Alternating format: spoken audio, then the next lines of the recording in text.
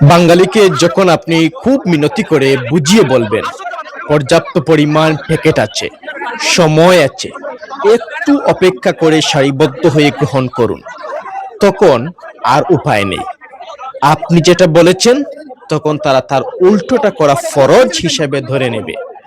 যেমনটা আপনারা আমার এই ভিডিওতে দেখছেন। তাদের হাতে সময় আছে, তাদের হাতে সুযোগ আছে অপেক্ষা করার, সারিবদ্ধ হওয়ার। কিন্তু এখানে ইফতার বিতরণ করা হচ্ছে, হই হুল্লোড় করে, বিশৃঙ্খলা সৃষ্টি করে, সবাই যেন বিমান চলে যাচ্ছে এমন একটা অবস্থার সৃষ্টি করেছেন।